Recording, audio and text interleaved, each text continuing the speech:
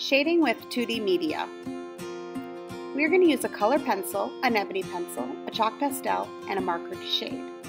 When shading with color pencil, you can shade solid by doing equal pressure all the way around and cross-hatching your lines. That means layering. This can create a nice solid look. You can also blend with a color pencil by applying different amounts of pressures and different amounts of layers. Blending helps make things look more three-dimensional. See how this flat circle now looks more spheric based on how I've shaded. Dark to the edges, lighter on the inside. I'm going back and shading my other one. Keep it more even. Next is a chalk pastel. You can do fading with chalk pastel. Chalk pastel can get really messy if you're not careful. A little bit goes a long way. Apply on the edges and pull around with your finger. Use an eraser to take care of any excess pastel that goes outside of your lines.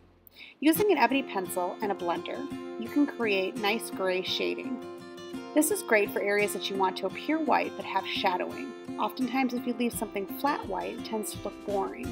This gives yourself some value in a white object. Also, pencil shading can just be a nice contrast against color shading. Using the blending stump, you can smooth out areas. You can see how these rough lines now are becoming softer with the blending stump. The blending stump is just paper. There's nothing else in it. Using a marker, you'll see there are two different tips. There's wide tip and there's thin tip.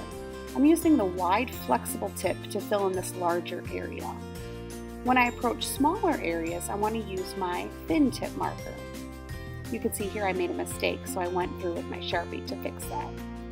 The thin tip is great along small areas and doing edges. If you try to fill in a large area with a small tip, it tends to look very messy. So you can see I'm going back over with my large tip to fix that. Marker does bleed on the black back side, so be careful.